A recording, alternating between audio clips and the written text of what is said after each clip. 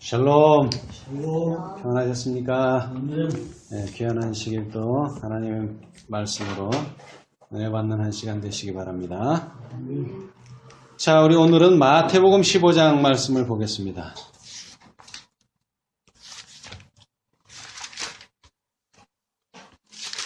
마태복음 15장입니다.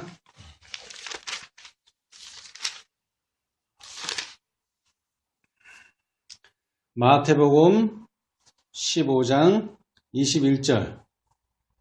예수께서 거기서 나가사 두로와 시돈 지방으로 들어가시니 예. 시돈 지방에 예수님께서 들어가시게 되죠. 예, 그러면서 한 사람을 만나게 됩니다. 한 여인인데요. 이 여인은 유대인이 아닙니다. 예, 이방 여인이에요. 가나안 여자. 이름도 나와 있지 않습니다. 그런데 이 여인이 예수님을 만날 이유가 있었습니다. 이 여인에게는 딸이 있었는데 딸이 병으로 앓고 있었어요. 그래서 이 병을 낫기 위해서 이 여인은 예수님을 찾아오게 됐습니다. 자, 이 여인의 종교가 무엇입니까? 이 여인의 종교. 예, 가나안의 그 우상. 유대인의 종교는 아닙니다. 예. 그래서 이 종교의 지도자에게 가서 이 병을 고쳐달라고 애를 썼지만 병이 낫지 않았어요. 그래서 이 예수님을 찾아오게 됐어요. 한번 생각을 해보세요. 내가 불교 신자인데 교회에 가서 목사님한테 자신의 병을 낫게 해달라고 말한다는 거 쉬운 일이 아니죠. 쉬운 일이라기보단 종교에 어긋나는 일이죠. 불교 신자는 불교 스님한테 가서 얘기하고 기독교 신자는 예수님한테 가서 얘기하고 알라신을 믿는다면 알라신한테 가야 되겠죠. 근데 왜 이 여인이 예수님을 찾아왔을까요? 최후의 방법으로서 예수님을 찾아온 거예요. 왜냐하면 이 가나안 여자는 예수님이 사는 유대 땅에는 밟아본 적이 없어요. 다시 말하자면 예수님을 마주친 일은 없어요. 그런데 이 가나안 땅에 이 여자가 살고 있는 가나안 땅에도 유대인들이 있었어요. 그래 유대인들이 얘기하는 걸 가만 들어보니까는 유대인의 땅에 어떤 한 분이 오셔가지고 뭐를 해주신다는 겁니까? 병을 고쳐주신다는 소문을 이 가나안 여자까지도 듣게 된 거예요. 그래서 그런 일이 있구나 했는데 점점 자신의 딸의 병은 심해지고 그 다음에 예수님께서는 심지어 문둥병까지도 고치고 더 중요한 건 뭡니까? 예수님께로 오는 사람들은 절대로 거절당한 사람들이 없다. 그래서 종교는 다르지만 예수님께 가면은 뭘 얻을 수 있다는 거예요? 병을 고칠 수 있겠다 하는 뭐가 생겼습니까? 희망이 생기고 그것은 곧 뭐를 가져다 줬어요? 믿음을 가져다 준 겁니다. 믿음을. 내가 예수님께만 가서 나의 소원을 아뢰면 예수님께서는 절대로 뭐하지 않는다? 거절하지 않는다는 믿음이 조금씩 생겨나서 이제 확고한 믿음이 생겨났어요. 그런데 안타깝게도 이 여인은 예수님을 찾아갈 수 있습니까? 없습니까? 없어요. 믿음이 그 정도는 안 돼요. 그래서 예수님께서 이 여인을 만나기 위하여 시돈 지방으로 여행을 하시게 됐습니다. 자, 우리 봅시다. 시대의 소망 400페이지. 시대의 소망 400페이지.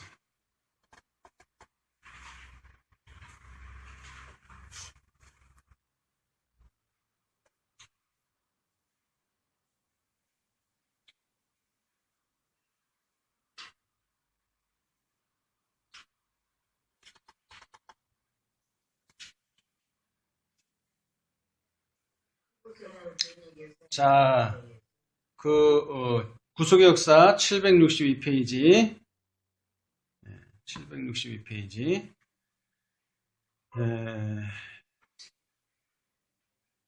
그 사백이라고 쓴 데 보시면 그곳에는 베니게 사람들 사이에서 살고 있는 유대인들이 많아서 그리스도의 하시는 사업에 대한 소식이 이 지방에도 퍼졌다.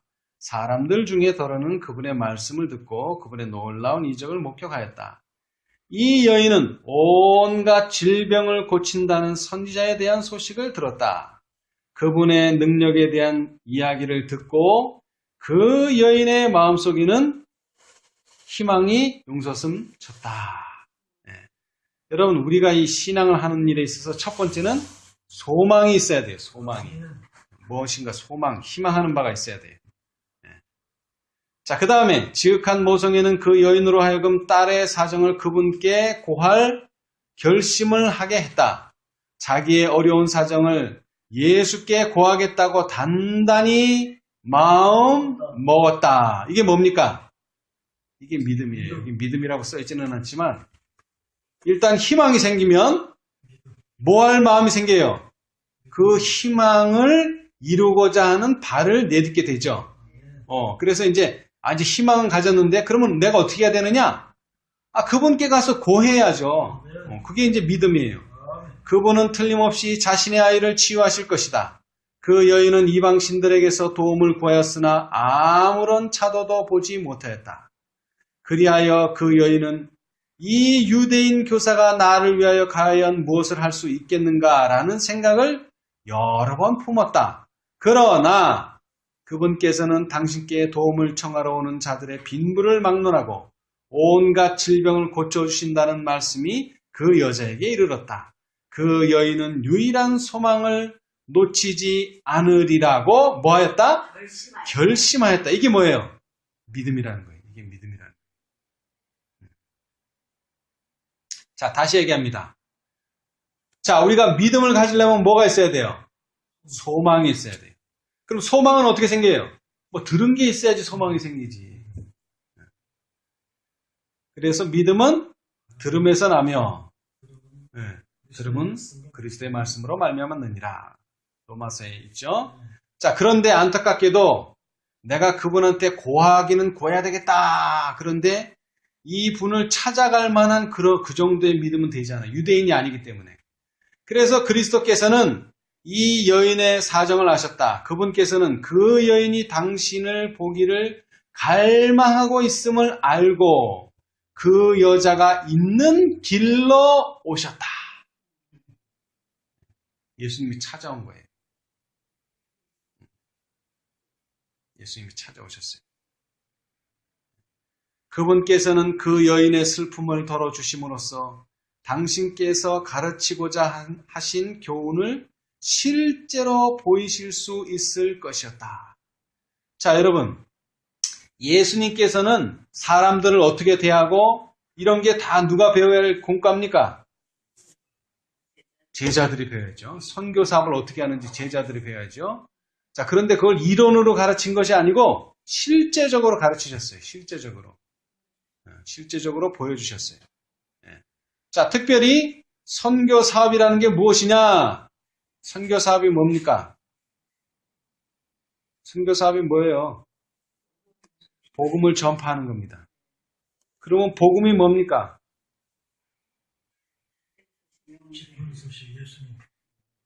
기쁜 소식이죠? 자, 그럼 뭐가 기쁜 소식이에요?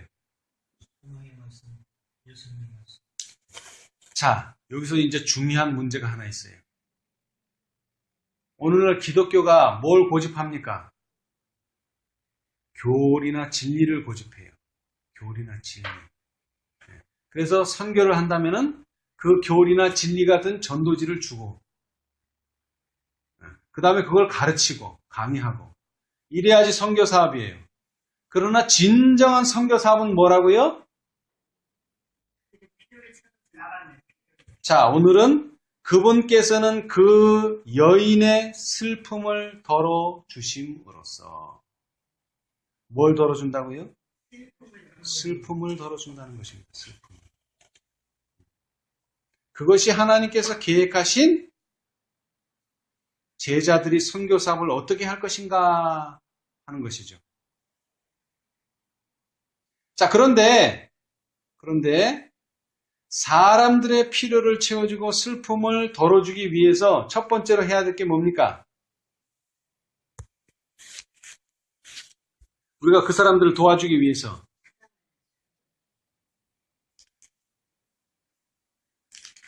서로 간의 허물과 벽을 없애는 겁니다. 벽을 허물어야 돼요. 벽을 허물어야 돼요. 그러니까 어떤 관계가 돼야 돼요?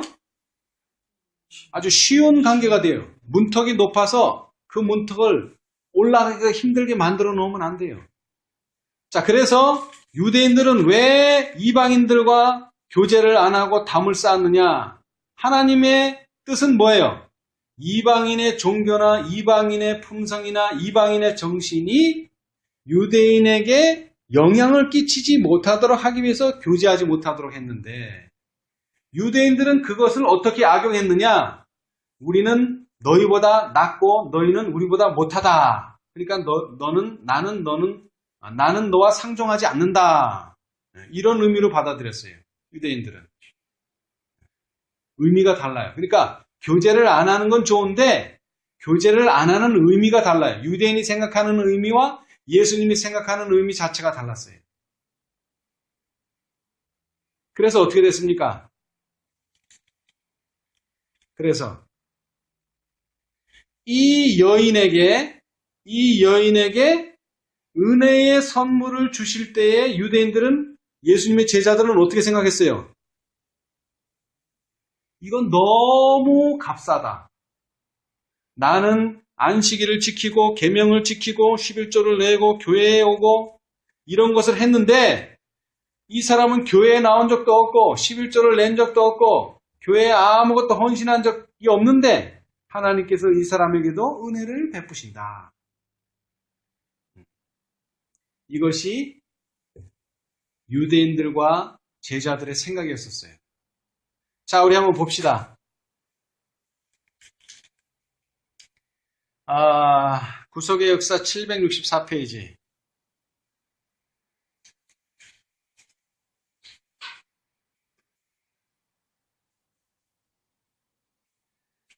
시대의 소망 402페이지.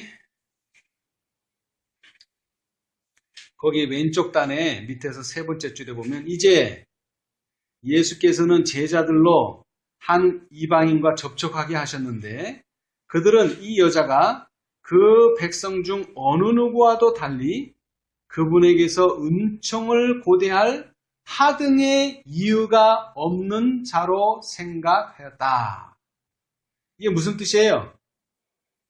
은총을 고대할 하등의 이유가 없는 자로 생각하였다.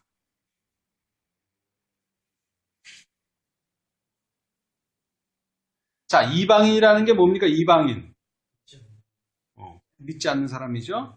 자, 믿지 않는 사람이 어떤 뜻이에요? 불신자가 무슨 뜻이에요? 하나님의 은혜를 받을 자격이 없는 자라 이 말이에요. 네. 그죠? 믿지 않으니까. 그렇죠? 네. 그래서 예수님께서, 자, 여기 봅시다. 이 여인이 뭐라고 말했어요? 다윗의 자손이여, 나를 불쌍히 여기소서, 내 딸이 흉악히 귀신 들렸나이다 했는데 예수님이 어떻게 해요? 예수는 한 말씀도 대답지 아니하시니. 네. 이 여인은 간절하게 애타게 호소하는데 이 여인의 호소를 예수님이 뭐 하셨어요? 무시하셨어요. 무시했어요. 네. 자, 무시한 걸로 끝난 게 아니에요. 자꾸 이 여인이 괴롭게 하니까 예수님은 또 아무 말씀도 안 하고 제자들이 나서서 예수님한테, 그죠? 청하여 말하되 그 여자가 우리 뒤에서 소리를 지르오니 보내소서, 좀 해결 좀 해주십시오. 답답해가지고 제자들이 찾아와서 이제 하소연을 하는 거예요. 그때 예수님이 비로소 한 말씀 하셨는데 어떤 말씀을 하셨어요? 예수께서 대답하여 가라사대 나는 이스라엘 집에 잃어버린 양 외에는 다른 데로 보내심을 받지 아니하였노라. 자, 이게 무슨 말입니까? 이게 무슨 말이에요?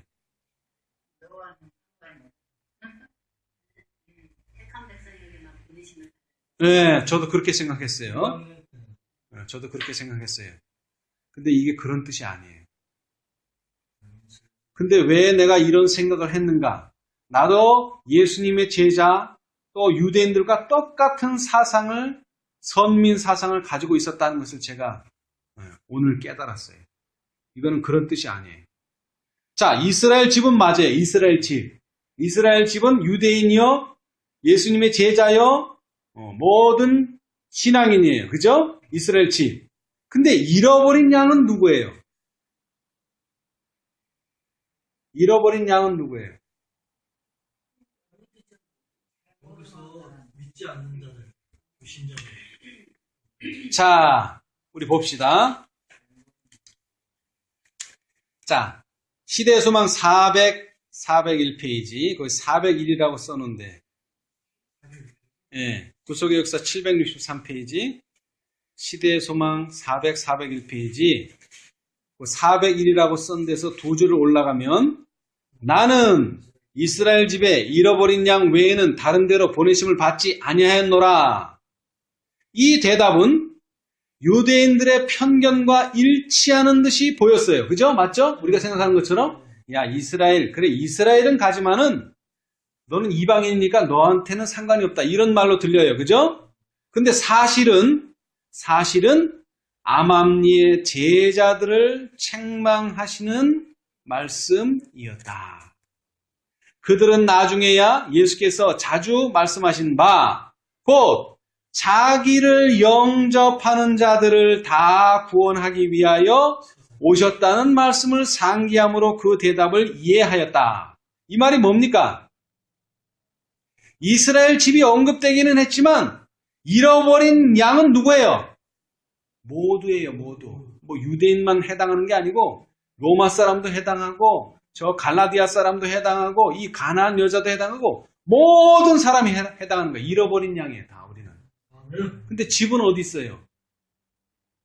이 잃어버린 양들이 가야 될 집은 어디 있어요? 이스라엘에 있어요, 이스라엘에. 집은 이스라엘에 있지만 신앙을 하지 않거나 못하거나 이방 사람 모두는 다 잃어버린 양에 속하는 거예요. 자, 한 장 넘겨서요. 시대의 소망 402페이지. 그리고 구속의 역사 764페이지 오른쪽 단 두 번째. 똑같은 말씀을 똑같이 반복해요. 그분께서 뭐라 그랬어요? 첫 번째 단에. 그분께서 아까 읽었죠? 나는 이스라엘 집에 잃어버린 양 외에는 다른 데로 보내심을 받지 아니하였노라. 여러분, 시대의 소망뿐만 아니라 어떤 예언의 신, 특별히 구속의 역사의 그 말씀 가운데서 한 장에서 똑같은 말씀을 두 번 반복한 예는 없어요. 똑같은 말씀을 두 번 반복하진 않아요. 요한복음에서 예수님이 중요한 말씀은 어떻게 했다 그랬죠? 진실로 반복했듯이 여기에서 이 말씀은 너무나 중요하고 잘못 이해하고 있기 때문에 똑같은 말씀을 같은 장에서 다시 반복해요. 나는 이스라엘 집에 잃어버린 양 외에는 다른 데로 보내심을 받지 아니하였노라. 말씀하셨을 때에 그분은 그 진리를 말씀하셨다. 그분은 가나안 여인을 위하여 행한 이적에서 당신의 사명을 성취하고 계셨다. 그 당신의 사명이 뭐냐? 이 여인은 이스라엘이 구원해야 할 잃어버린 양 중에 하나였다. 근데 우리는 뭐만 생각해요? 아, 이스라엘 집. 그러니까 나는 신앙하고 관계없으니까 나는 잃어버린 양이 아니다. 이렇게 생각한단 말이에요. 근데 그렇지 않다는 거예요. 우리는 잃어버린 양이에요. 잃어버린 양. 그리고 잃어버린 양은 뭘 잃어버렸어요? 이스라엘 집은 양을 잃어버렸지만 양은 뭘 잃어버렸어요? 집을 잃어버리기도 하고 구원을 잃어버리기도 하고. 그리스도께서 하고 계셨던 일이야말로 그들이 무시했던 일, 곧 그들에게 지정된 사업이었다. 영혼 구원 사업. 뭐 술을 마시던 담배를 피던 살인자든 어떤 사람이든지 간에 구원을 잃은 사람, 영원한 하늘집을 잃어버린 사람은 다 잃어버린 양이라는 거예요. 그래서 우리는 그 사람들을 뭐 해야 돼요? 집을 찾아줘야죠. 그 사업이 우리한테 있어요. 아시겠어요? 저는 이 예언의 신과 성경을 읽으면서 이해가 되지 않는 것이 몇 가지가 있었는데 그 중에 하나가 뭐냐면은 나는 개신교에 다니고 재림교에 다니고 개혁운동 다니고 그래서 지금까지 이렇게 해서 진리를 이렇게 깨닫게 됐는데 어떻게 일요일 휴업령이 나서 큰 해침이 나면은 어떻게 신앙을 전혀 안 했던 사람 개신교인, 천주교인 중에서 14만 4천인이 되는 사람이 나올 수 있는가? 그렇게 짧은 시간에 그게 이해가 되질 않았어요. 자, 여러분, 여기서 우리가 하나 이해해야 될 것이 있어요. 성화는 평생의 사업입니다. 무슨 얘기인지 아시겠어요? 근데 그 평생이라는 게 얼마입니까? 평생. 평생이 얼마예요? 100세를 산다고 치면 얼마예요? 60년, 70년이 되는 사람도 있지만 오늘 나가다가 교통사고 나서 죽으면 내 평생은 뭐예요? 하루 남은 거예요, 하루. 근데 우리는 어떻게 생각해요? 평생이라 그러니까 뭐 많이 남은 것처럼 생각해요.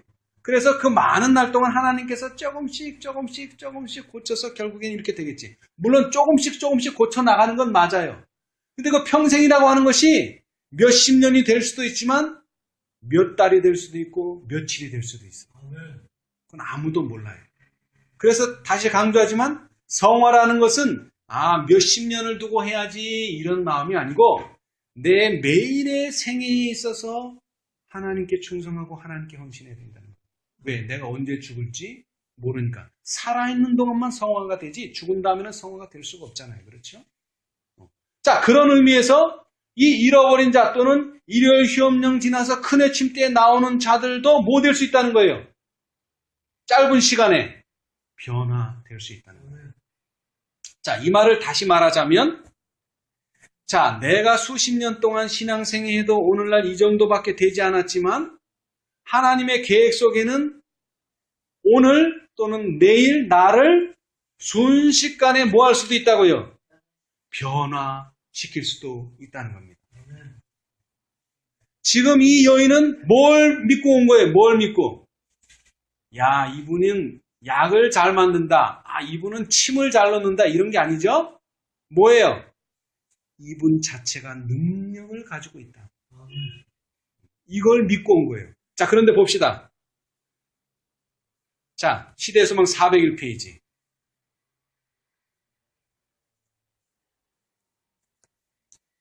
구속의 역사 763페이지 오른쪽 단 밑에서 하나, 둘, 셋, 네 번째 줄.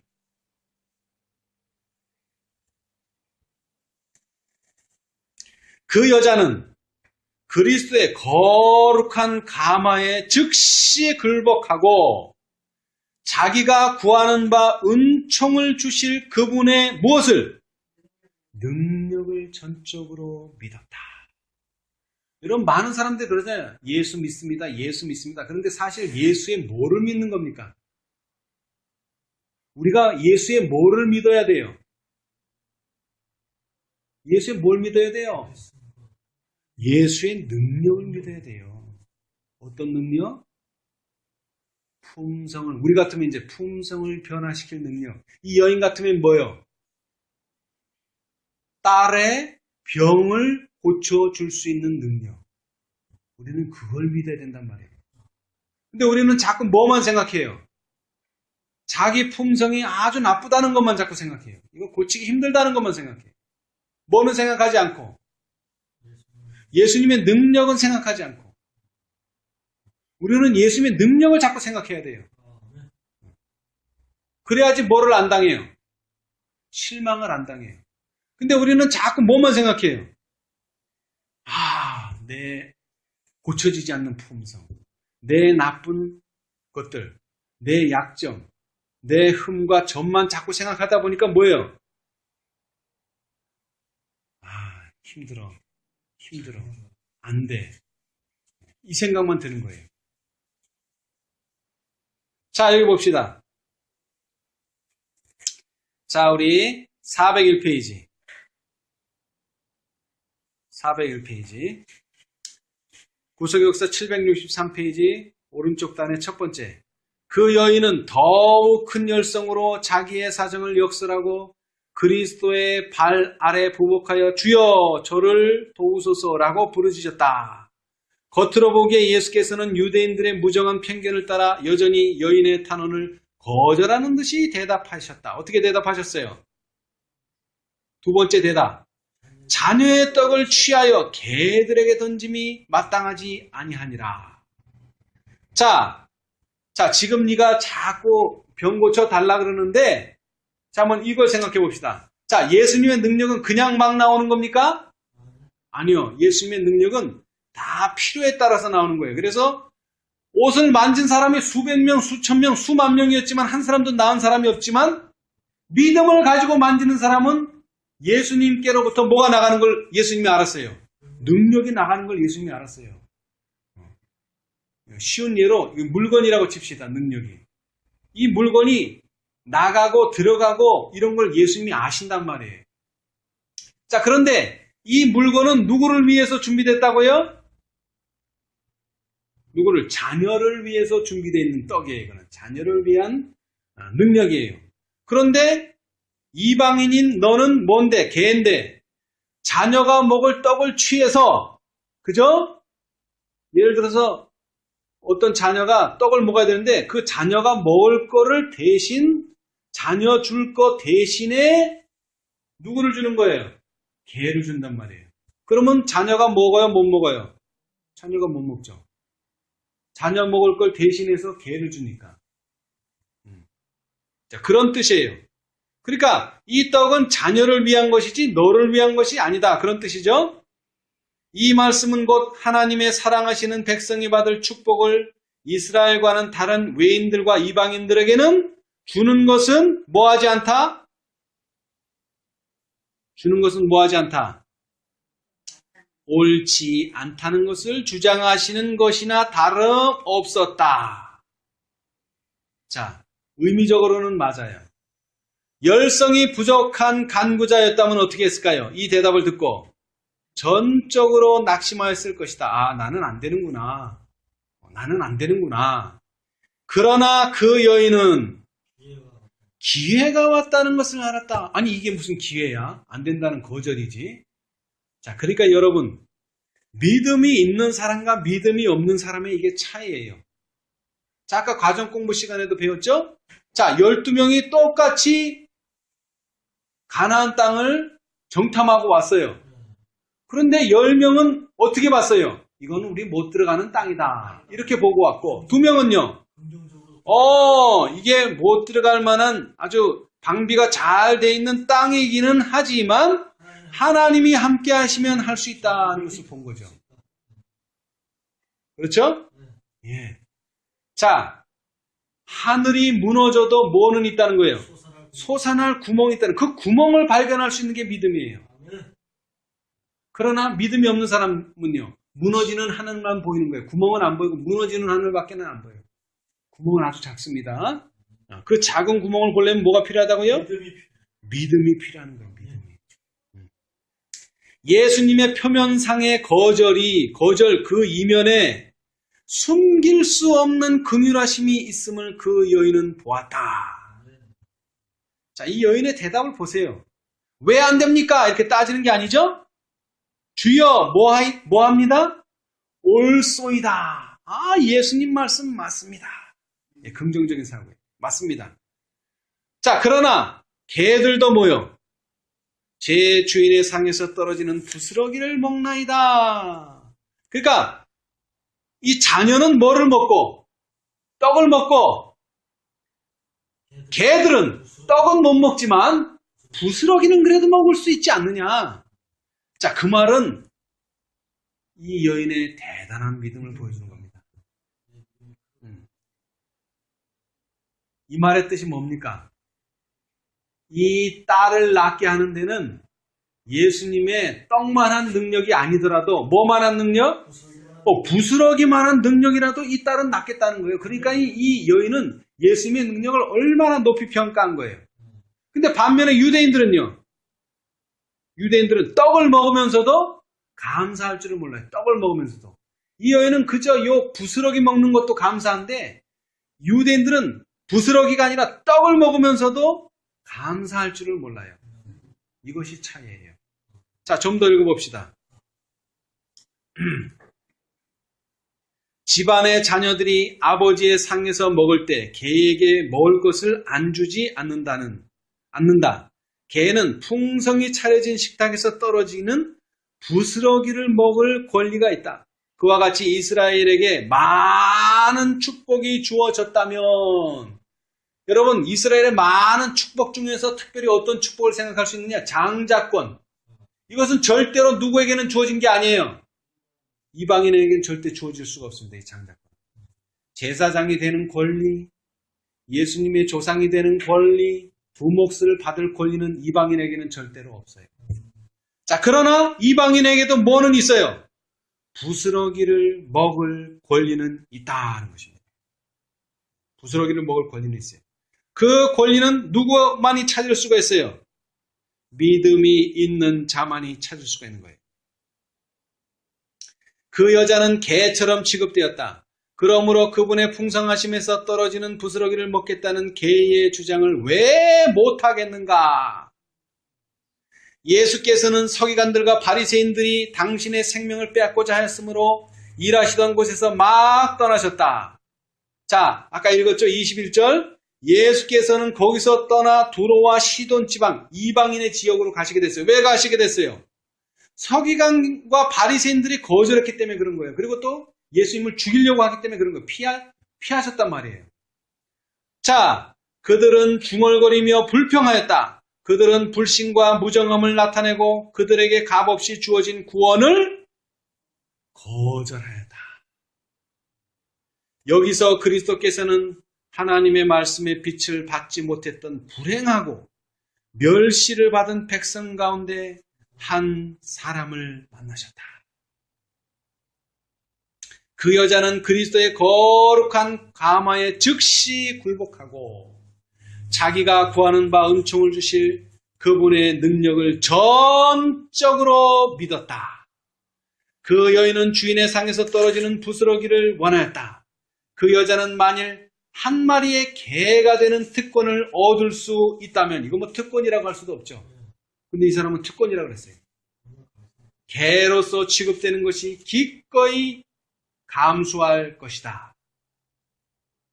그 여자는 자신의 행동에 영향을 끼치는 민족적, 신앙적 편견이나 교만이 없었으므로 즉시 예수님을 구주로 그리고 자기가 구하는 것을 모두 하실 수 있는 분으로 시인했다. 아멘. 오늘날 우리는 이방인입니다. 유대인의 피는 하나도 섞이지 않았어요. 자, 그러나 우리는 뭐 할 특권이 있다고요? 부스러기를 먹을 특권이 있습니다. 부스러기를 먹을 특권이 있어요. 자, 그런데 이 부스러기는 어떻게 먹을 수 있습니까? 이 부스러기를 어떻게 먹을 수 있어요? 시험을 통과해야 됩니다, 여러분. 시험을 통과해야 돼요. 이 여인의 믿음을 예수님께서 어떻게 하셨다고요? 시험하셨다. 자, 그 밑에 구주께서는 만족해 하신다. 그분은 당신에 대한 그 여인의 신앙을 뭐 하셨다? 시험하셨다. 왜 시험하셨을까요? 왜 시험하셨을까요? 자, 시험을 하지 않고 들어주셨다면은 그 자리에 있는 제자들은 어떻게 생각할까요? 그냥 그런가 보다. 뭐 아무렇지는 않게 생각했겠죠. 그러나 시험을 하고 주시니까 어떻게 생각했을까요? 야, 저 사람 믿음 참 대단하다는 것을 누구도 알아요, 이제. 제자들도 알아요. 그래서 예수님께서 뭐라고 말씀하시면서 병을 낫게 해주셨어요? 내 믿음이 크도다. 여자야. 뭐가 크도다? 내 믿음이 크도다. 이거 시험 안 했으면 몰라요. 믿음이 큰지 작은지, 믿음이 있는지 없는지 몰라요. 그런데 시험을 당당하게 합격하니까 제자들도 보기에 야, 저 사람 믿음은 보통이 아니다. 큰 믿음을 가졌다는 걸 알았어요. 자, 믿음이 크다는 건 뭘 의미합니까? 내 소원대로 되리라. 여러분, 백지수표가 뭡니까? 백지수표. 수표는 자기가 은행에 있는 계좌에서 원하는 대로 거기다 쓸 수 있어요. 근데 보통의 수표는 다 거기에 액수가 적혀져 있어요. 10만원, 50만원, 100만원, 1000만원, 아무리 큰 액수라도 하여튼 적혀 있어요. 근데 백지수표는 뭐예요? 말 그대로 적는 대로 자기 돈이 되는 거예요. 네. 적는 대로. 그럼 부도가 나는 거죠. 뭐. 자, 그런데 예수님께서는 지금 이 여인에게 뭐를 준 거예요? 수표를 주기는 줬는데 백지수표를 준 거예요. 여기 보세요. 내 소원대로 된다 그랬어요. 내 소원이 어떤 거면 어마어마하게 큰 거. 예를 들어서 내가 무슨 예언을 하고 싶다. 그러면 네 소원대로 되라. 아, 나는 돈을 좀 벌고 싶다. 네 소원대로 되라. 나는 병 고치는 은사를 받고 싶다. 네 소원대로 되라. 이건 대단한 말씀이에요. 네 딸이 낳았다는 것은 한정돼 있어요. 그죠? 그건 거기밖에 못 써. 그러나 네 소원대로 되라는 것은 내 소원이 크면 클수록 큰 소원이 이루어질 것이고 작으면요. 작은 소원이 이루어질 것입니다. 그런데 왜 예수님께서는 네 딸이 낳았느니라 이렇게 말하지 않고 내 소원대로 되리라 하고 말씀하셨을까요?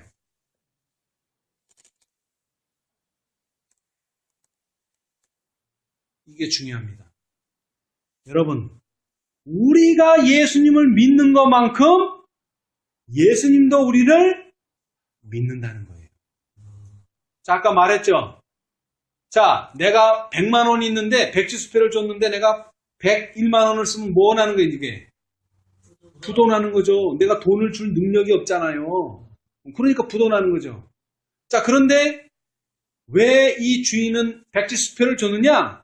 얘가 쓰는 것은 곧 내가 지불할 수 있는 능력 안에서 쓴다는 것을 믿는다는 거예요. 그렇죠? 자, 그런데 반대로 이 여인이 가지고 있는 믿음은 뭐예요? 내가 뭘 원하든지 예수님은 그렇게 해줄 수 있다, 없다? 있다. 예수님은 또 이 여인은 내가 해줄 수 있는 것만 원한다는 거예요. 자, 예를 들어서 내 소원대로 되라 그랬는데 내가 원수가 하나 있어. 제가 빨리 죽기를 원한다. 그걸 내가 바랬어. 그러면 예수님이 이미 말했기 때문에 내 소원대로 된다고 말했기 때문에 원수가 죽기를 원한다고 원수가 죽겠어요? 안 죽겠어요? 원수가 죽겠죠. 근데 예수님은 그렇게 계명을 벗어나는 소원은 이 여인이 하지 않을 것을 믿는다 이 말이에요. 아시겠어요? 믿음은 상호간에 있는 것입니다, 여러분. 상호간에 있는 것입니다. 우리는 예수님의 능력을 뭐하고? 믿고 예수님은 예수님의 능력을 어떤 일에? 악한 일에 계명을 벗어나는 일에 안 쓴다는 것을 믿기 때문에 그 능력을 주시는 거예요. 내가 쓰도록 주시는 거예요. 한번 예를 들어봅시다. 엄마가 나한테 돈을 10만 원 줬어요. 근데 이 돈으로는 뭐 사 먹지 말고 뭐 하지 말고 그러면 그 돈을 받는 그 자녀가 어떻게 되겠어요? 돈을 엄마에게 돌려주겠죠. 네. 여러분, 준다는 게 뭡니까? 준다는 게. 믿는다는 게 아니고 준다는 건 네 마음대로 쓰라는 거예요. 준다는 것은. 여러분, 하나님께서 예수님을 어떻게 했다 그랬어요? 빌려줬어요? 예수님을 줬어요? 줬어요. 그래서 어떻게 했어요? 유대인들은 그 예수를 십자가에 못 박을 만큼 자유롭게 할 수 있어요. 우리는 어떻게 할 것입니까? 예수님을. 우리는 예수님을 십자가에 못 박고 싶지 않습니다. 그럼 예수님은 어떻게 해야 돼요? 내 품성을 변화시키는 일에 예수님과 함께 하기를 원한다. 이 여인은 바로 그 놀라운 믿음을 가지고 있었다는 거예요. 그렇죠? 네. 근데 중요한 것은 이 믿음이 누구의 믿음이라는 거예요? 이방인의 믿음이라는 거예요. 백부장의 믿음도 마찬가지고. 왜 이스라엘은 믿음이 없는가? 왜 이스라엘에게는 내 믿음이 크도다 이런 말을 못 듣는가? 왜 그래요? 오늘 우리가 여기서 배워야 될 것은 유대인들은 마음에 편협한 정신을 가지고 있었다는 것입니다. 마음에 뭐와요? 편견과 마음에 뭐요? 교만을 가지고 있으면 절대로 큰 믿음이 나오지 않습니다. 절대로 나오지 않아요. 자, 여기 봅시다. 자, 여기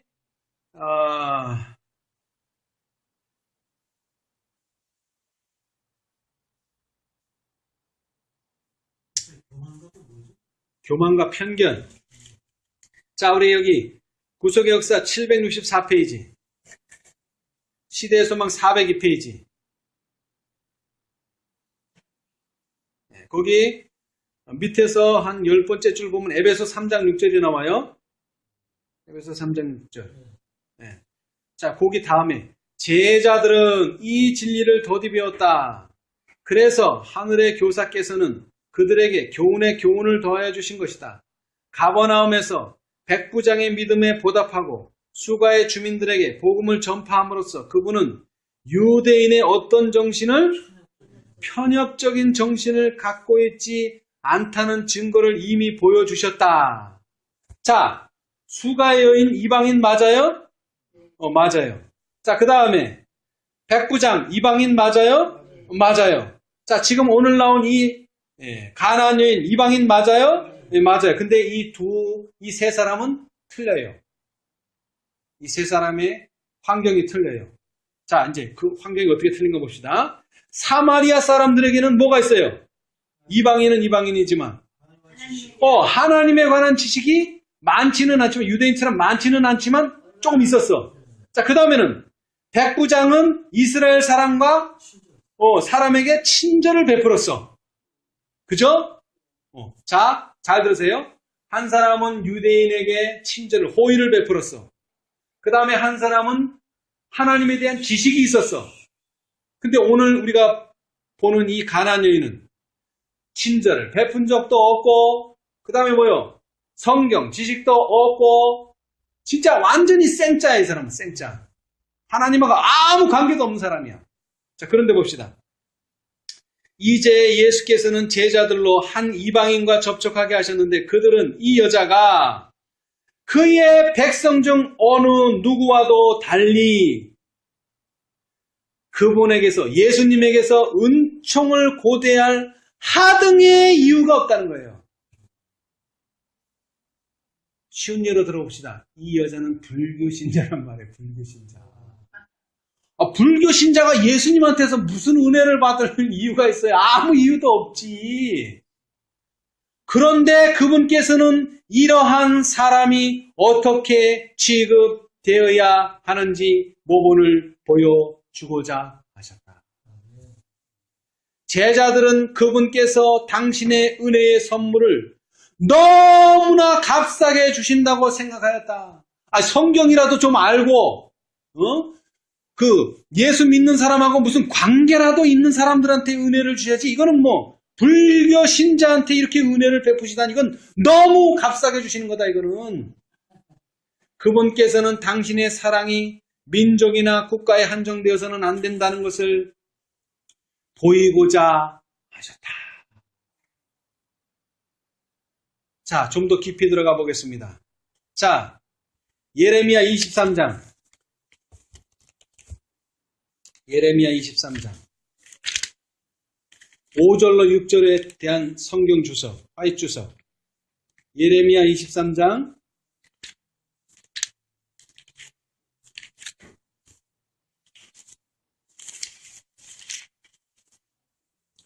예레미야 23장.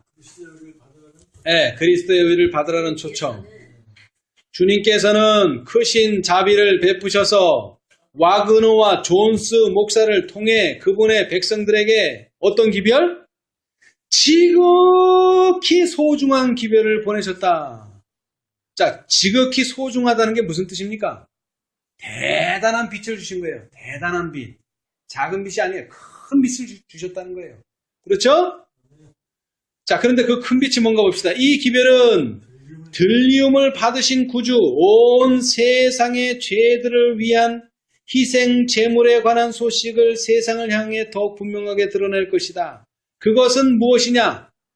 보증물을 믿음으로 말미암는 무슨 의? 칭의를 제시하였다. 성화를 제시했다고요? 온전함을 제시했다고요? 칭의를 제시했다는 거예요. 칭의는 성소제도에 있어서 세 단계. 성소뜰, 첫째 칸의 성소, 둘째 칸의 지성소의 경험 가운데 몇 번째? 첫 번째, 두 번째, 세 번째도 아니야. 첫 번째를.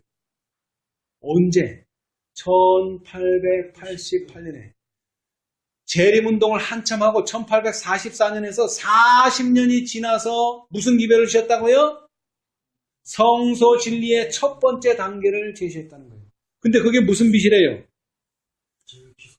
지극히 소중한 기별이래. 대단한 빛이래. 그 대단한 빛이라서 무슨 영광이 되는 빛인가 했더니 그게 아니고 뭐요?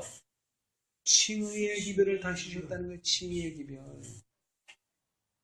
칭의의 기별. 첫째 천사의 기별. 믿음으로 말면 의의 첫 번째 단계를 겨우 와그노와 존스를 통해서 주셨다는 거예요. 그러니까 유대인들은 어떻게 생각해요? 그거 나 다 안다. 이렇게 된 거죠.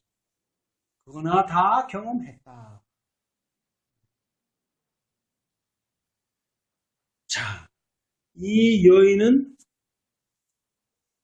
예수님께서 주시는 그 놀라운 능력을 대단한 가치로 생각했기 때문에 이 여인은 부스러기의 능력만 가지고도 자신의 딸의 병이 나을 줄 알았어요. 근데 오히려 떡을 먹어야 될 이스라엘 백성들은 예수님의 가치를 대단하게 생각하지 않았어요.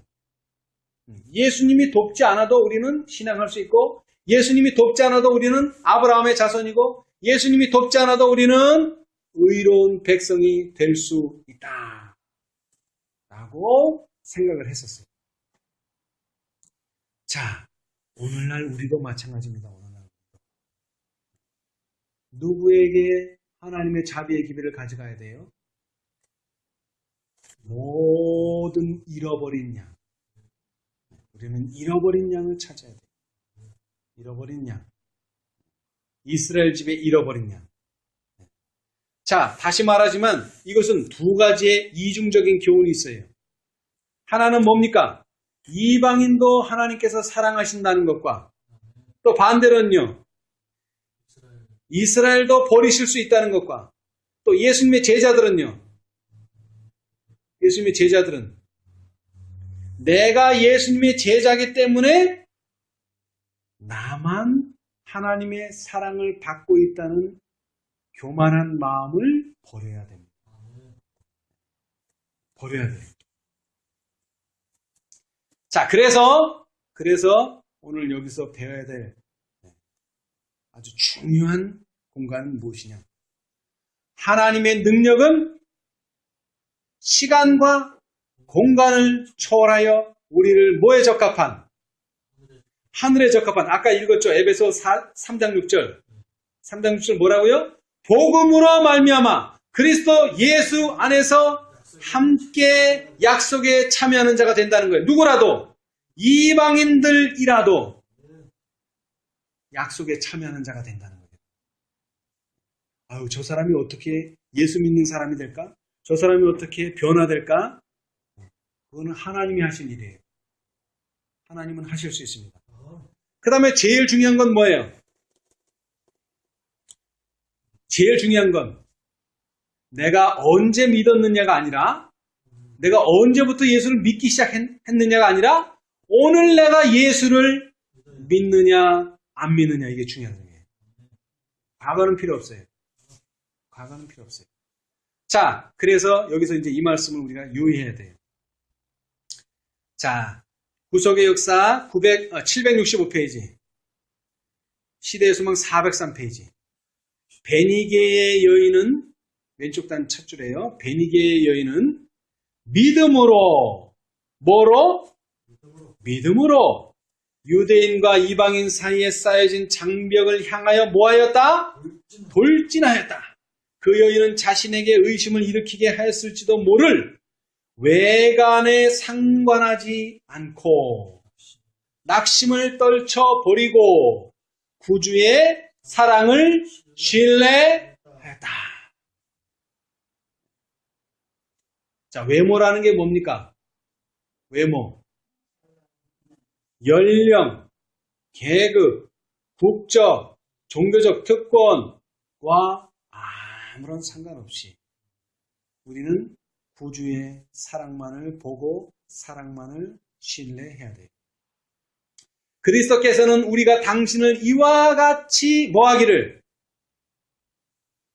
신뢰하기를 바라신다. 오늘날 우리가 이렇게 벗어나고, 자, 그 에베소 교회 시대로부터 한번 시작해 봅시다. 자, 에베소 교회 시대의 남은 자가 누가 됐어요? 서머나 교회. 서머나 교회에서 남은 자가 버가모 교회. 버가모 교회 남은 자들이 누가 되고요? 두아디라. 이렇게 자꾸 시대마다 뭐한 사람들이 나타나요? 남은 자들이 나타났어요. 남은 자들이. 그러나 그 원래 가지고 있던 모든 특권들은 누가 가지고 있어요? 전에 이전 형제들이 가지고 있어요. 여기서 말하는 남은 자, 계시록에서 말하는 남은 자는 어떤 자들입니까? 쫓겨난 자들입니다. 쫓겨난 자들. 누가 쫓겨났어요? 다수가 쫓겨났어요? 소수가 쫓겨났어요? 여러분, 다수가 쫓겨난다는 건 말도 안 되는 소리죠. 어떻게 다수가 쫓겨납니까? 다수인데. 네? 다수인데 왜 쫓겨나요? 소수가 쫓겨나는 건 당연하지만 다수가 왜 쫓겨나요? 그러니까 쫓겨났다는 말은 소수라는 얘기예요. 소수기 때문에 쫓겨나요. 다수면 절대 쫓겨나잖아요. 쫓아내지. 다수면 쫓아내지. 자, 그런데 이 사람들이 쫓겨나올 때마다 외관은 어디 있어요? 외관. 명목상의 교회는 어디 있는 거예요? 이전의 교회에 있지. 외관은 이전의 교회에 있어요. 그러나 우리는 외관을 보지 말고 또 쫓겨났기 때문에 낙심하지 말고 구주의 사랑을 신뢰하고 그리스도께서 우리가 당신을 이와 같이 신뢰하기를 바라신다는 말씀을 뜻은 무엇이냐면 내가 쫓겨났어도 뭐라는 거예요? 하나님은 우리와 함께 계시고 이렇게 쫓겨난 데에는 하나님의 뭐가 있다는 거예요? 섭리가 있다는 거예요. 섭리가 있다는 거예요. 구원의 축복은 각 사람을 위한 것이다. 자, 이제 그 다음 줄치세요. 이제 이거 중요하니까. 복음으로 말미암아 그리스도 안에서 약속에 참여하는 자가 되지 못하게 막을 수 있는 것은 뭐라고요? 자신의 선택밖에는 없다. 하나님은 절대로 우리를 뭐하지 않아요? 버리지 않아요. 심지어는 누구도 버리지 않아요. 예수님을 버리지 않아요. 예수님께서는 절대로 유대인도 버리지 않았어요. 유대인도 버리지 않았어요. 근데 누가 버렸어요? 예수님을. 유대인이 버린 거예요. 어떻게? 자신의 선택으로. 자, 분명히 그랬어요. 빌라도가 분명히 말했어요. 선택할 기회를 줬어요. 자, 바라바를 놓아주랴, 그리스도를 놓아주랴. 그랬더니 누구를 선택했어요? 바라바를. 자, 그 다음에 또 선택이 있어요. 자, 그러면 예수를 어떻게 하랴? 그랬더니 또 뭘 선택했어요? 십자가에 못 박게 하소서. 여러분, 이 말씀을 잘 이해하셔야 돼요. 왜 못을 박았을까요? 십자가에 못 박으소서 이렇게 하지 말고 죽이십시오 이랬을 수도 있는데 못을 박으라 그랬어요. 물론 상징적인 의미기는 하지만 못을 박으라 그랬어요. 왜 못을 박으라 그랬을까요? 여러분, 지금 여기서도 그랬지만 믿음이 좋은 사람들은 예수님을 어떻게 하는 사람입니까? 괴롭게 하는 사람. 예수님 쫓아다니면서 예수님을 괴롭게 하는 사람이 믿음 있는 사람이에요. 그죠? 자, 그런데 그것은 그 사람이 예수를 괴롭게 하는 게 아니라 예수가 그 사람을 쫓아다니는 거예요. 자, 라오디게아 기별을 봅시다. 자꾸 나는 문 안 열겠다는데 자꾸 뭐하게 해요. 귀찮게 하는 거예요. 자꾸 문을 두드려. 나는 안 열어주려는데 자꾸 문을 두드려. 근데 손을 못 박으면 어떻게 돼요? 더 이상 두드릴 손이 없습니다. 지금 유대인들은 왜 예수님 손을 못 박으라는 거예요? 자꾸 초청하고 자꾸 권면하니까 그거 못하게 입을 막으려고 하는 거예요. 지금 입을 막으려고 하는 거예요. 증거를 없애버리려고 하는, 증언을 묻어버리려고 하는 거예요. 더 이상 소리를 못하게, 더 이상 자신을 왜냐하면 자꾸 양심에, 성령이 자꾸 호소하니까 양심이 괴로운 거 아니에요. 그러니까 그 괴로움을 없애기 위해서 성령을 침묵하게 만들고 예수님을 침묵하게 만드는 방법으로서 예수님의 손을 못 박으려고 하는 거예요. 우리가 예수님의 손을 못 박지 않는 한 예수님은 여러분을 무더기도 쫓아다니면서 그렇게 하면 안 된다. 우리가 잘못한다면 그렇게 하면 안 된다고 끝까지 쫓아올 겁니다.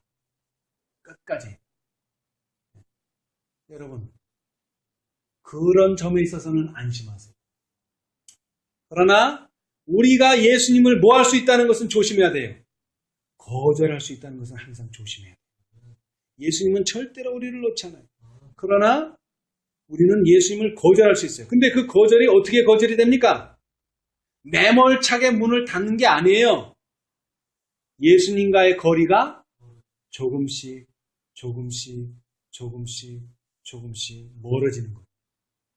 그래서 예수님이 이제는 뭐 해도 외쳐도 들리지 않을 정도까지 멀어지면 우리는 이제 예수님을 찾을래야 찾을 수가 없고 예수님의 말씀을 들을래야 들을 수가 없어요. 그렇게 되는 거예요. 구원을 잃는 게 한순간에 잃어버리는 거 아니에요. 그럼 베드로도 보세요. 베드로도 얼마나 예수님을 슬프게 하고 막 예수님을 괴롭힐 때가 많았어요. 예수님을 거절할 때가 많았어요. 그렇죠? 근데 그게 한순간에 왔다 그랬어요? 아니에요. 조금씩 멀어져서 그렇게 엄청나게 예수님을 저주할 정도까지 돼버린 거예요.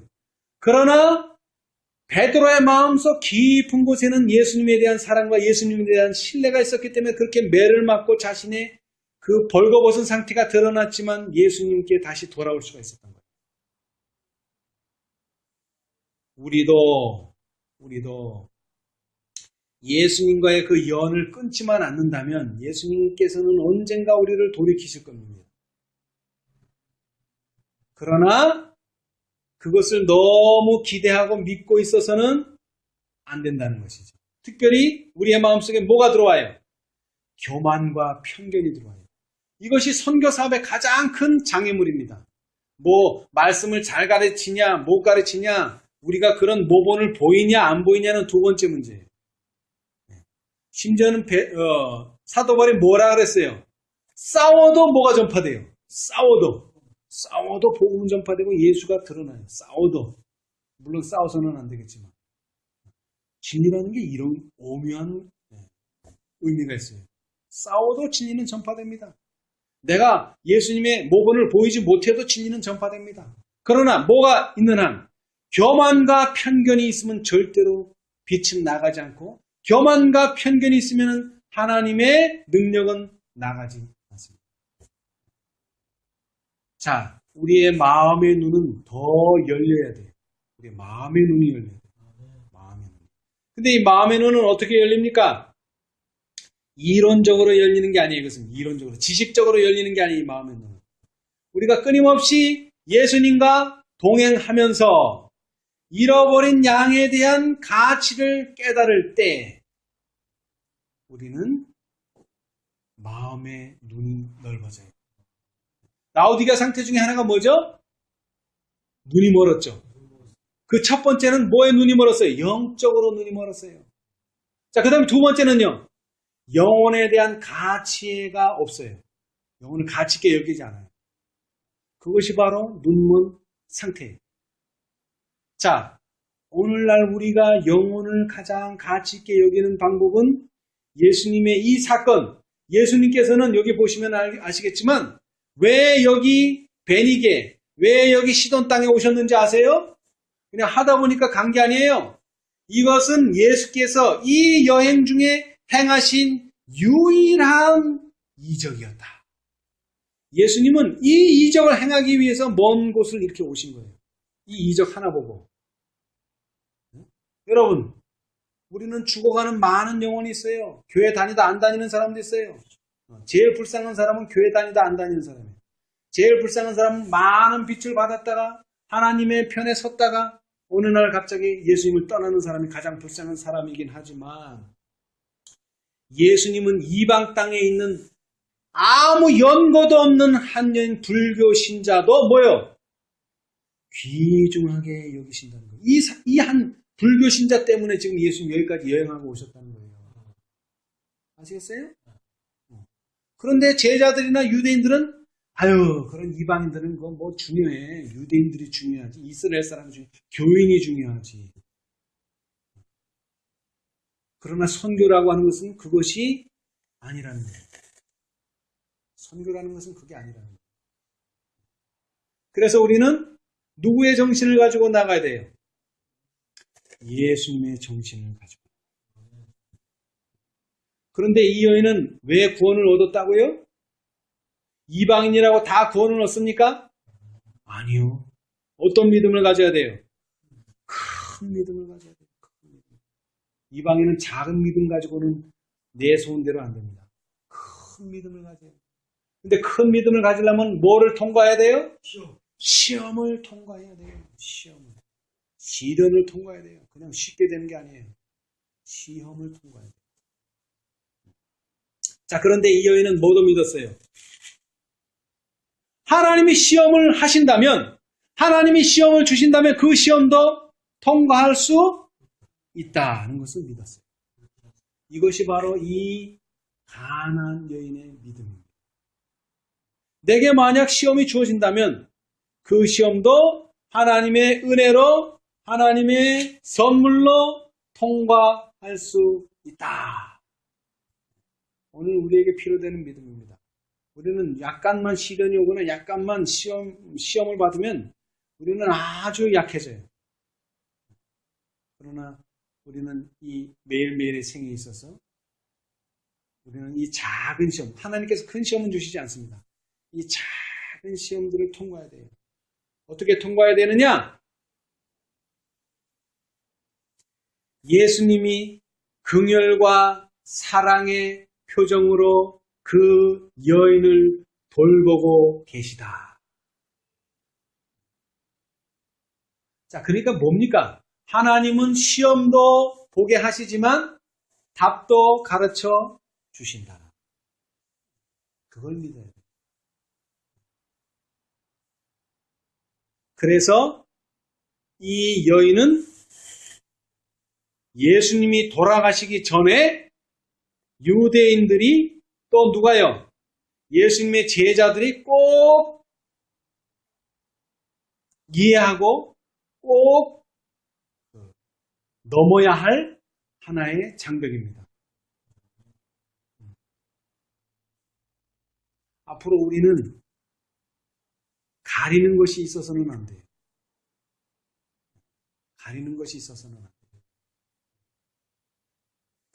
이것은 세계적인 기별이고 이것은 모두를 뭐하는 기별입니까? 살리는 기별이에요. 그러니까는 불교 신자도 14만 4천인이 될 수 있습니다. 천주교인도 14만 4천인이 될 수 있습니다. 개신교인도 14만 4천인이 될 수 있습니다. 하물며 재림교인이 왜 14만 4천인이 못 되겠어요? 하물며 개운동이 왜 14만 4천인이 못 되겠어요? 개신교인들이 율법을 피했다는 게 자, 우리는 자꾸 뭐라 그래야 되나?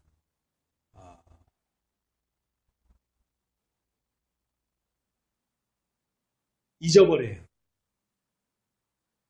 제가 성경 공부를 하면서 제가 느끼는 건데, 저는 개신교에서도 배우고, 그 다음에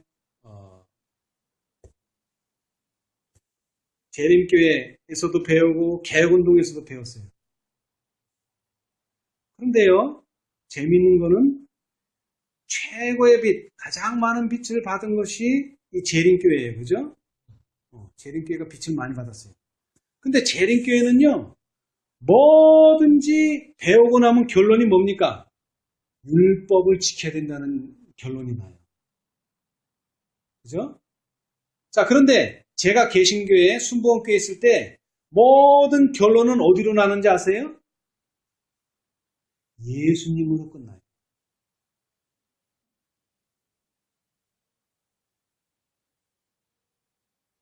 그러면 그게 잘못된 겁니까? 응? 그게 잘못된 거예요? 근데 저는 재림교회에 와가지고 예수님으로 끝난 적이 없어요. 그렇게 배운 적도 없고 내 자신도 그렇게 느끼지도 않아요.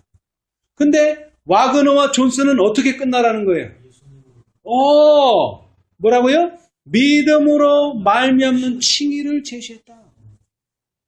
모든 결론이 뭐로 끝나야 돼요? 예수로 끝나야 돼요. 우리는 예수로. 근데 자꾸 어디로 끝이 나요? 율법으로 끝나고 율법을 지켜야 된다는 대로 자꾸 끝이 나요. 여러분, 이것이 별거 아닌 것 같죠? 이것은 엄청난 차이입니다, 지금. 중심이 지금 바뀌고 있는 거예요, 중심이. 그렇다고 우리가 결론을 그렇게 율법을 잘 지켜야 된다, 율법이다 하는데, 우리 생애를 봐요. 율법 안 지켜요. 그러면서도 우리 말의 결론은 결국 율법을 지키는, 율법으로 끝나요. 그렇다고 율법을 잘 지키지도 않으면서. 그게 뭐라는 얘기예요, 그게? 예수를 잊어버렸다는 얘기, 다른 얘기 아니에요. 예수를 잊어버렸다는 얘기예요. 저 재림교회만 잊어버린 게 아니라 우리도 때때로 예수를 잊어버리고 있다는 거예요. 결론이 어디로 나야 된다고요? 예수님으로 나야 돼요. 그러면은 복음을 전하는데 아무 문제가 없어요. 개신교인들한테 전하는데도 문제 없고, 불교 신자한테 전하는데도 문제가 없고, 천주교한테 전하는데도 없어요. 근데 왜 문제가 생기느냐? 꼭 끝에, 가르침의 끝, 전도의 끝에는 꼭 율법으로 끝나니까 개신교인들이 반대하고, 천주교인이 반대하고, 불교 신자가 반대하는 거예요. 예수로 끝나면 아무 문제 없어요. 자비, 사랑으로 끝나면 아무 문제 없어요. 근데 그렇게 끝나질 않아요. 근데 왜 그럴까요? 왜 그렇게 끝날까요? 우리가 여태까지 받은 그 교회의 가마, 우리가 여태까지 받은 그 가르침의 가마가 아직도 우리 속에 찌꺼기가 남아있다는 거예요. 그거를 오늘 우리는 뭐 해야 돼요? 무너뜨려야 돼요. 여기 말하는 대로 무너뜨려야 돼요. 근데 어떻게 무너뜨릴 수 있어요? 믿음으로만 무너뜨릴 수 있어요.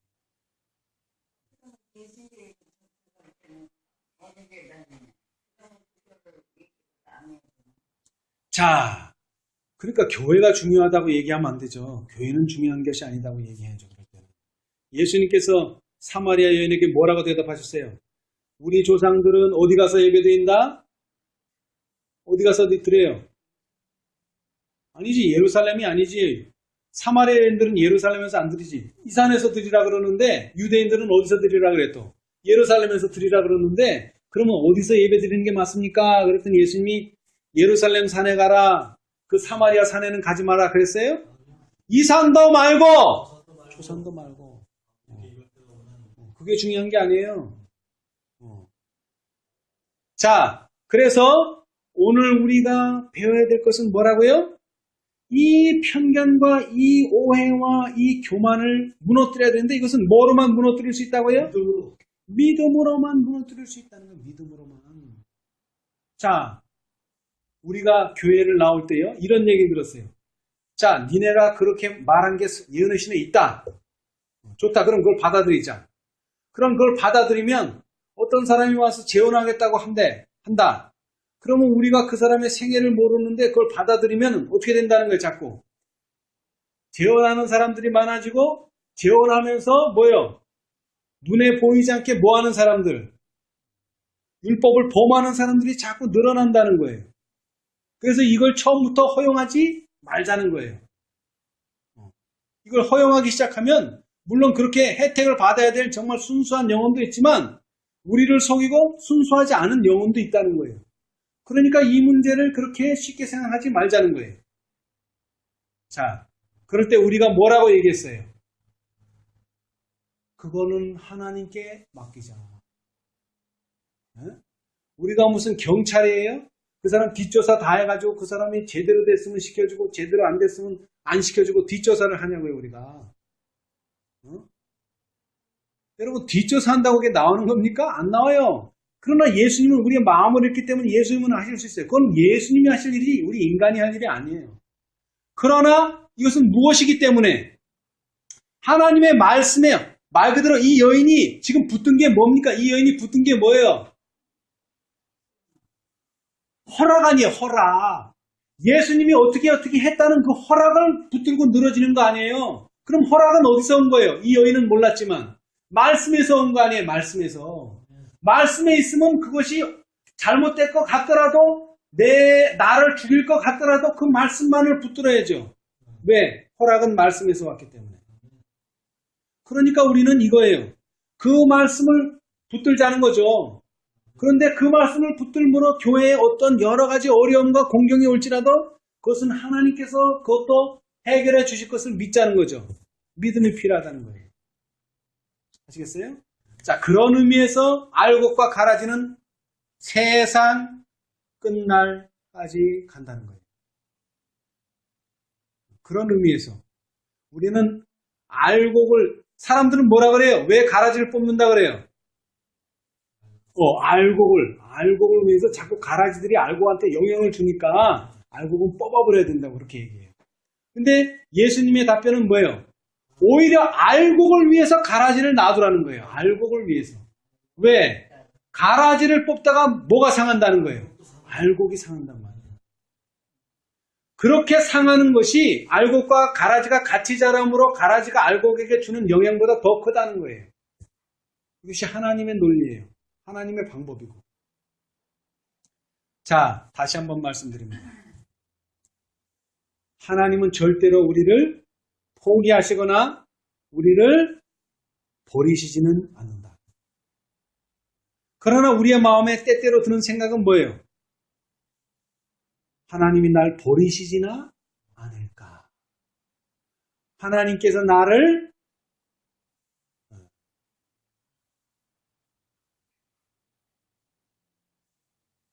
심판하시지나 않을까? 그런 생각이 들 때가 있어요. 아주 우울한 생각이죠. 그런 생각이 들 때가 있어요. 그럴 때 뭐를 읽으라고요? 복음으로 말미암아 그리스도 안에서 약속에 참여하는 자가 되지 못하게 막을 수 있는 것은 자신의 선택밖에 없다. 여러분이 여러분을 봐도 악인이라고 생각할지라도 뭐를 놓지 말라는 거예요. 예수의 그 옷자락, 예수님의 그 말씀을 놓지 말라는 거예요. 그러면 어떻게 된다는 거예요? 하나님의 놀라운 능력으로 여러분은 변화가 된다. 그래서 그 포도나무의 가지의 비유가 참 중요합니다. 붙어 있어야 돼요. 우리는 뭐 어떻게 됐든지 간에 붙어 있어야 돼요. 어떻게 됐든지 간에. 많은 사람들이 붙어 있으라니까 교회에 붙어 있는 줄로 생각하는데 그게 아닙니다. 우리는 예수님한테 붙어 있어야 돼요. 예수님한테. 말씀에 붙어 있어야 돼요. 주의 허락에 붙어 있어야 돼요. 그러면은 나도 모르는 사이 1시간이 될지 1년이 될지 10년이 될지 100년이 될지 아니면 순간에 될지 모르지만 나는 변화된다는 것입니다. 자, 우리 다시 한번 말씀을 생각하시면서 우리 마태복음 15장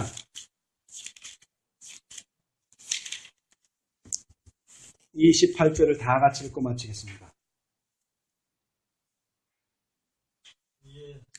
시작. 이에 예수께서 대답하여 가라사대 여자야 내 믿음이 크도다. 내 소원대로 되리라 하시니 그 시로부터 그의 딸이 나으니라. 아멘. 우리 모두 이 여인의 믿음을 가지고 내 믿음이 크도다 하는 말씀도 듣고 또 더 나아가서 내 소원대로 되리라 하는 이 말씀이 우리 모두의 생애에서 성취되기를 간절히 바라면서 말씀 마치겠습니다. 아멘.